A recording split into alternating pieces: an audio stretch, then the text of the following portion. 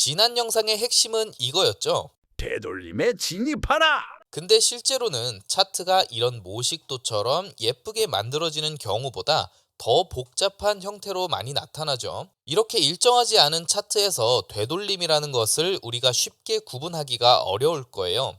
그래서 오늘 영상은 복잡한 실전에서도 되돌림을 찾을 수 있는 아주 쉬운 방법을 소개해 드릴 테니까요. 오늘도 끝까지 시청해 보시기 바랍니다. 되돌림은 스마트머니가 유동성을 이끌어내면서 다시 연료를 채우는 과정이라고 했죠. 그런데 스마트머니가 아무 데서나 아무렇게나 연료를 재축적할까요? 그렇지 않겠죠.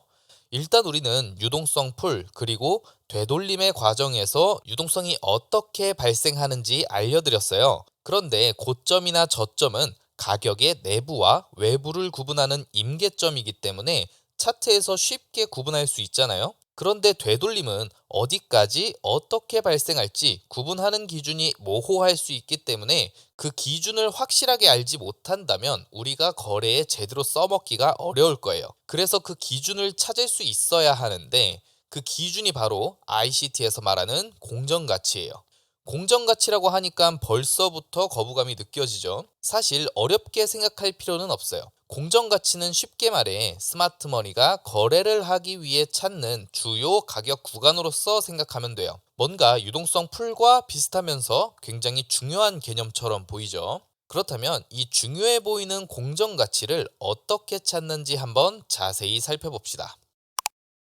공정가치에 대해서 이해하기 위해서는 CISD라는 개념을 알아야 해요. 유튜브에 ICT CISD를 검색해보면 이 개념을 설명하는 영상을 쉽게 찾아볼 수가 있는데 모식도는 이러합니다. 가격이 주요 유동성 풀에 있는 유동성을 활용하고 반전되어서 오더블럭을 형성하게 되면 이 오더블럭의 시가는 지지 혹은 저항을 예상해 볼 수 있는 구간이고 이 구간에서 지지 혹은 저항이 일어나게 되면 가격 전달 상태가 변경되었다는 의미를 가지고 있어요. 우리도 언젠가 이 CISD의 개념을 다룬 적이 있죠. 그런데 이 CISD의 진정한 의미는 이 패턴이 다가 아니에요. 이 단어가 가진 의미 자체로 가격 전달의 상태가 변경되는 것을 의미하죠. 쉽게 말해서 스마트머니가 가격을 전달하는 상황에서 매수 혹은 매도를 반복할 텐데 이 흐름에서 주문의 축적이 순매수가 더 많은지 아니면 순매도가 더 많은지를 구분하는 거예요.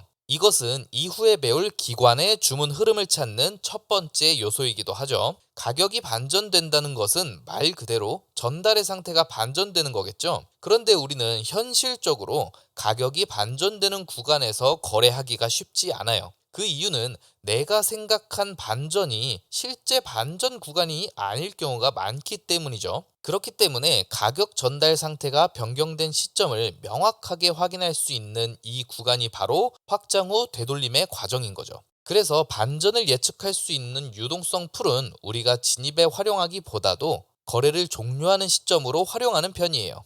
모식도를 다시 봅시다. 자, 통합 혹은 유동성 풀에서 유동성이 활용되고 가격이 반전되는 상황이에요. 자, 이 되돌림 상황을 한번 볼게요. 여기서 이 지지하거나 저항받고 그 다음에 이 저점 그리고 이 고점을 넘어서는 이 단계를 지나야 우리는 바뀐 추세가 지속되는구나 라고 판단을 하죠. 그럼 이 반전의 과정에서 첫 번째로 찾아야 하는 구간이 어딜까요?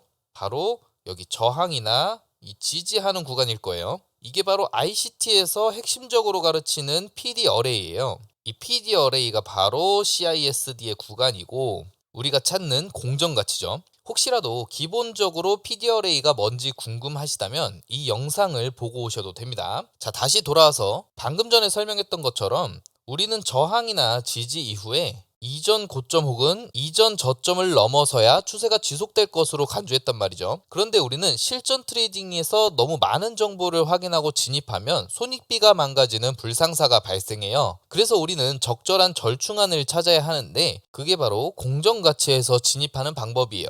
차트를 봅시다. 자, 가격이 저점에 있는 유동성 풀의 유동성을 활용하고 상승을 했어요. 만약 이게 현재 진행되는 차트라면 이 상황에서만큼은 반전을 확신할 수는 없겠죠. 자, 그런데 가격이 올라와서 여기 PD 어레이, 즉 오더블럭을 만들면서 가격이 이전 고점을 넘어요. 그러면 우리는 1차적으로 이 캔들의 시가를 지지하는 것을 CISD로 여기는 거죠. 이때 같은 색깔의 블럭이 연속된다면 2개든 3개든 오더 블럭으로 활용할 수 있어요. 이 또한 큰 프레임에서는 하나의 오더 블럭이기 때문이에요. 자, 만약 지금처럼 이 구간까지 가격이 되돌리고 지지한 다음 상승하는 모습을 보인다면 주문 흐름이 순매수가 많아졌구나를 예상할 수 있을 거예요. 그런 다음 어떻게 되죠? 추가로 상승하면서 이 고점도 넘어서고 여기 오더 블럭과 페어밸류 갭이 겹치는 이 구간에서 지지하죠.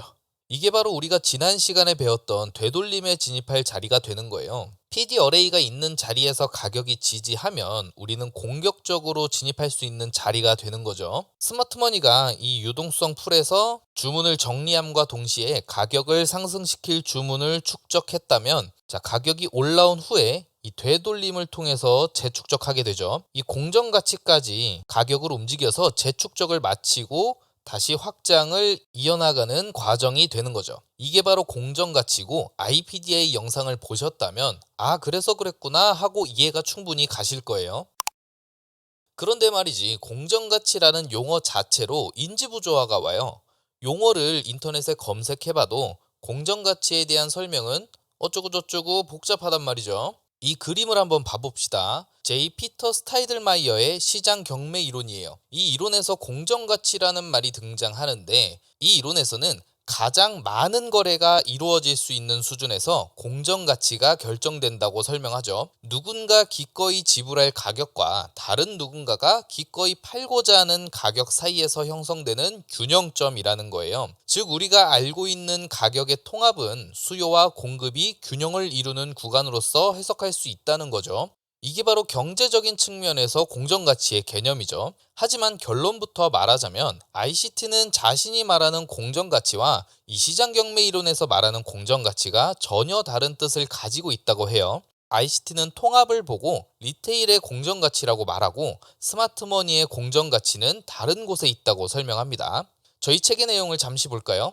스마트머니의 행동을 분석하는 ICT 트레이더의 해석 관점에서 공정가치는 소매 투자자의 시선이 아닌 스마트머니의 시선에서 정의되어야 한다. 그리고 공정가치는 마켓메이커가 순매수 혹은 순매도를 축적하기 위하여 측정한 가격입니다. 라고 하죠. 즉 스마트머니의 공정가치는 PD 어레이에 있다는 거예요. 그래서 정리를 하자면 통합은 마치 수요와 공급이 균형을 이루어서 가격이 동결되는 것처럼 보여지지만 이것은 스마트머니의 유동성 설계를 위한 과정이고 이것을 보고 우리와 같은 리테일 트레이더들은 공정가치라 착각하고 이 안에서 거래하려고 한다는 거죠. 자, 그래서 스마트머니가 유동성 풀을 찾고 가격을 반전한 후에 공정가치를 찾아서 재축적한다는 사실은 알았어요. 그리고 나서 가격을 확장하고 전달을 하는데 이것도 마찬가지로 그냥 막 전달해서 마구잡이로 하는 게 아니라 이 스마트머니도 효율적인 가격 전달이 필수적이에요. 효율적으로 가격을 전달하는 것이 무슨 말이냐? 예를 한번 들어보죠. 이건 마이클 허들스턴이 자주 하는 비유예요. 자, 군대에 다녀오신 분들은 이게 뭔지 아시죠? 오늘 풀을 깎아야 하는 구간이 이 탄약고 주변인데 여기서 시작해서 이런 식으로 움직이면서 풀을 깎아야 돼요. 그런데 저는 예초 경험이 하나도 없는 이등병이에요. 그래서 그냥 왔다 갔다 하면 되는 거 아니야? 생각하고 속도를 내서 후다닥 해버립니다. 아주 패급 이등병이죠. 그럼 어떻게 돼요? 당연히 풀이 듬성듬성 깎일 거예요. 그러고 나서 복귀한 저는 행보관한테 욕 한 바가지 얻어먹고 다시 돌아가서 남아있는 풀을 깎아야 돼요. 그럼 굉장히 비효율적으로 일이 진행된 거죠. 일을 2번이나 하는 게 되니까요. 그래서 처음부터 완벽하게 한다면 문제가 없겠지만 그게 아니라면 놓친 부분들을 제때제때 보수하고 지나가는 것이 최대한 효율적으로 일하는 게 되겠죠. 스마트머니도 마찬가지예요. 가격을 전달하는 데 있어서 완전한 축적과 완전한 분배가 적재적소에 이루어진다면 문제가 없겠지만 이 시장은 스마트머니에게도 많은 변수를 만들어내기 때문에 스마트머니는 최대한 거래를 효율적으로 진행할 필요가 있어요. 그래서 이 PD 어레이는 자신들의 효율적인 가격 전달을 위해 사용되는 도구이며 공정가치가 되는 거죠. 그래서 우리가 이 출발지와 목적지 그리고 공정가치를 아는 것이 거래의 규칙을 온전히 세울 수 있는 가장 기본적인 틀이 되는 거예요. 퍼즐이 어느 정도 맞춰지시나요? 차트를 봅시다. 공정가치는 오더블럭뿐만 아니라 모든 PDRA에 적용해서 분석할 수 있어요. 여기 저점의 유동성을 활용하고 상승하면서 오더블럭을 지지하고 상승해요. 작게 보면 이 오더블럭을 지지한 이 구간도 공정가치가 돼요. 또 이어서 상승한 후에 갭이 발생하고 이 갭과 중첩되는 브레이커 블럭을 확인할 수가 있죠. 그리고 이 브레이커 블럭에서 가격이 지지합니다. 이러한 브레이커 블럭과 페어밸류 갭이 중첩되는 구간을 ICT에선 유니콘 모델이라고 해요. 이 유니콘 모델을 단순히 패턴으로 암기하기보다 이 페어밸류 갭의 구간과 브레이커 블럭이 중첩되면서 스마트머니의 공정가치 또한 중첩되었다는 사실을 이해하고 있어야 돼요. 예시를 하나 더 볼까요? 이번에는 뭔가 조금 다르죠? 쉽게 이해할 수 있도록 여기에 그림을 그려볼게요. 자, 이 상승 스윙을 하나의 통으로 양봉으로서 판단을 하고요. 그리고 이 하락 스윙을 음봉이라고 해볼게요. 자, 뭐가 보이나요? 그렇죠. 하나의 오더 블럭이에요. CISD에서 설명했듯이 우리는 타임프레임을 자유롭게 해석해서 차트를 읽을 수 있어야 돼요. 그러면 이 저점 또한 공정가치로서 판단을 할 수가 있는 거죠. 따라서 이전 브레이커 블럭의 예시도 같은 의미로 해석을 할 수가 있어요. 자, 그러면 이러한 의문이 드실 거예요. 아니 도대체 여기도 PDRA이고 여기도 PDRA이고 프레임을 달리하면 여기도 PDRA잖아. 그럼 어디서 가격 반응을 기대해야 하나 하실 거예요. 그래서 반드시 거쳐야 할 과정이 상위 타임프레임에서 하위 타임프레임 순으로 차트를 분석하는 거예요. 한번 해보죠. 우리가 5분 프레임을 활용해서 진입할 예정이라고 해봅시다. 그래서 너무 멀지 않은 1시간 프레임부터 한번 분석하면서 내려와 볼게요. 자, 먼저 상황을 한번 해석해보죠. 가격이 하락을 거친 후에 하루가 좀 넘는 시간 동안 통합이 형성을 했어요. 그런 다음에 가격이 상승하는 되돌림을 만들죠. 지난 시간에 배운 것을 응용해보면 지금 이 상황은 작은 프레임에서는 통합 이후에 상승 확장이 하는 과정인 거고 큰 프레임에서는 하락에 대한 되돌림이 발생했다는 것으로 해석을 할 수가 있어요. 보면 이 상단의 갭에서 가격이 저항받고 하락했죠. 그런 다음에 만들어진 이 갭으로 다시 되돌아와서 또 저항을 받아요. 그런 다음 어떻게 됐나요? 이렇게 급락이 만들어졌어요. 그러면 이 작은 프레임의 단위로 보았을 때 이 상승 확장은 조작의 움직임이 되는 거예요.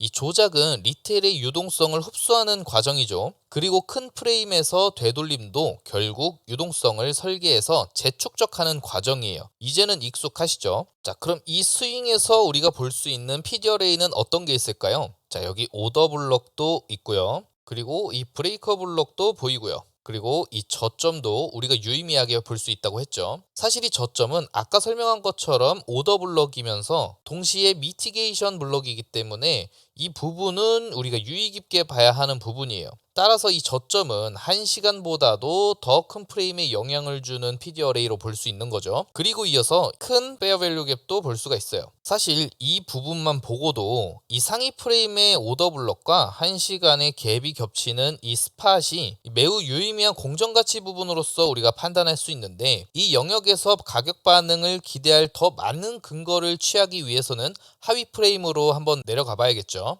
자, 여기 중요하다고 여겨졌던 이 구간에서 겹쳐지는 PDRA를 또 구분하는 거예요. 그러면 이런 식으로 페어밸류 갭을 또 찾을 수가 있죠. 그러면 이 상위 프레임의 PDRA와 중첩되는 15분의 PDRA를 확인하고 5분 프레임으로 다시 한번 들어가 볼게요. 자, 이렇게 또 갭 안에 갭을 또 구분할 수가 있어요. 그럼 이제 이 구간에서 가격이 어떻게 진행되었는지 한번 지켜볼까요?